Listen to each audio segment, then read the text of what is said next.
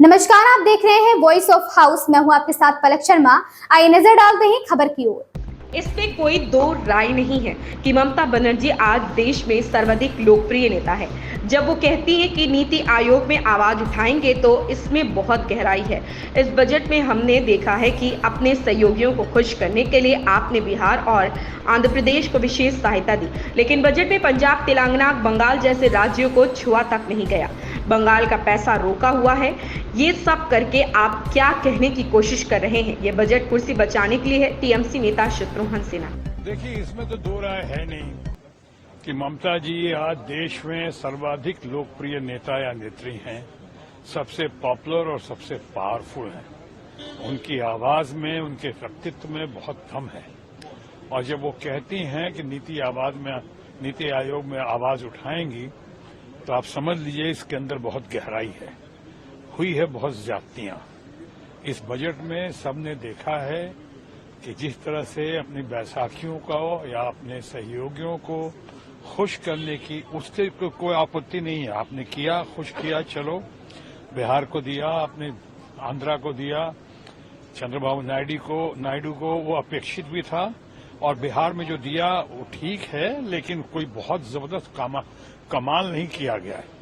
उससे बिहार का बहुत भला नहीं होगा।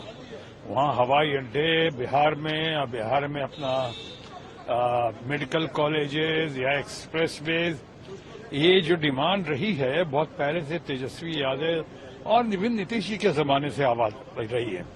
बिहार को स्पेशल पैकेज की बात हुई थी, वो तो दिया ही नहीं गया। और ये कुछ लोगों की नजरों में झुनझुना या लॉलीपॉप पकड़ा लेगा। हालांकि मैं इससे सहमत नहीं हूं, लेकिन कहूंगा कि अच्छा हुआ है और बहुत और होना बाकी है। लेकिन जिस तरह से किया गया है, साफ दिखता है कि सहयोगियों को खुश करने के लिए किया गया।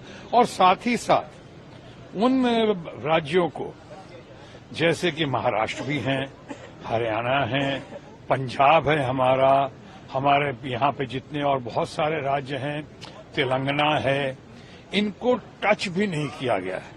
आपने चंद्रबाबू नायडू को अच्छे इंसान हैं, अच्छे नेता हैं, या बिहार के नीतीश बाबू जो हमारे मित्र भी हैं, इनके लिए जो किया भले ही कम किया हो, लेकिन जो किया अच्छा किया, हम उसकी सराहना करते हैं। लेकिन इसकी क्या कीमत चुकानी पड़ी?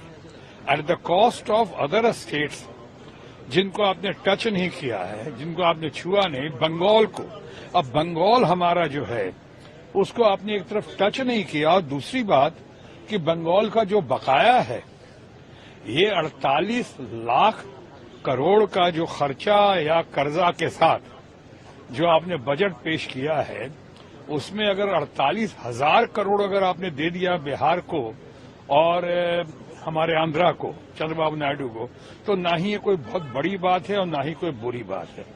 लेकिन साथ साथ ये भी कहना चाहूंगा कि बंगाल का बहुत पैसा, 2.25 लाख करोड़ रुपया अभी बाकी है।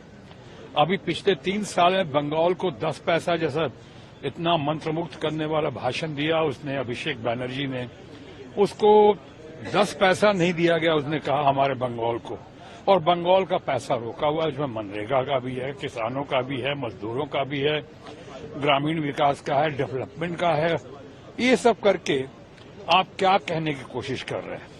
ऐसे तो सरकार जो साफ दिख रहा है, जो बजट पेश किया गया है, जो ममता जी भी अच्छी तरह समझ रही हैं, और उनके समझने की वजह से हम सब समझ रहे हैं कि ये जो है बजट सरकार को बढ़ाने के लिए या सरकार को चलाने के लिए नहीं पेश किया गया है, बल्कि ये बजट सामने आया है सरकार को बचाने के लिए। जो कुछ लोगों की नजरों में कहा जाता है, कुछ लोगों की भाषा में कहा गया है कि ये सरकार को या कुर्सी बचाने के लिए। तो इस तरह के बजट की अगर आवाज उठा रही ममता जी, तो मैं समझता हूं बहुत सराहनीय है। हम सब उनके साथ खड़े हैं और हम सब उनका साथ देंगे हमेशा की तरह, क्योंकि ये हमारा सौभाग्य है कि आज भी देश में ममता बनर्जी जैसी नेता या नेत्री हैं जिनके अंदर इतना दमखम है। इसलिए मैं ममता जी के बारे में कहता हूं, दमखम वही, चमखम वही, कदकाठ वही है, तलवार पुरानी है मगर काट वही है। ऐसी है ममता जी। हमारी शुभकामना उनके साथ है। एक सवाल, कारगिल दिवस है आज और प्रधानमंत्री 25 साल हुए आज। हाँ, प्रधानमंत्री जी ने अग्निपथ स्कीम की भी बात की, बहुत ही अच्छा है, लेकिन जिस तरीके से ऑपोजिशन भ्रम फैलाने की कोशिश करे ये दुर्भाग्यपूर्ण है। इस पे बहुत बार कहा जा चुका है, ये बहुत ही खतरनाक योजना है। ये योजना जो है कुछ हद तक कुछ लोगों को लॉलीपॉप देने वाली योजना है।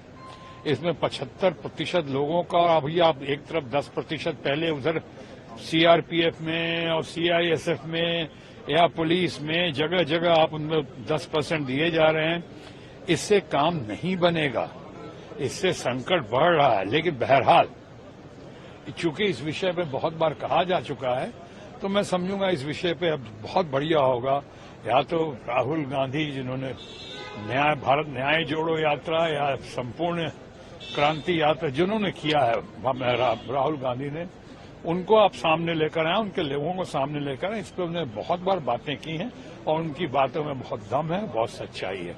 हमारी ममता जी भी चाहती हैं कि ये जो है अग्निवीर योजना, ये उनके लिए, बच्चों के लिए, युवाओं के लिए, उनके परिवार के लिए ये अच्छी योजना नहीं है, बहुत संकट पैदा करेगी। धन्यवाद, नमस्कार, जय बांग्ला, जय हिंद। इस खबर में बस इतना ही। देखते रहें voice of house. Latest update से जुड़े रहने के लिए हमारे चैनल वॉइस ऑफ हाउस को सब्सक्राइब करें, लाइक करें और बेल आइकन दबाना बिल्कुल ना भूलें।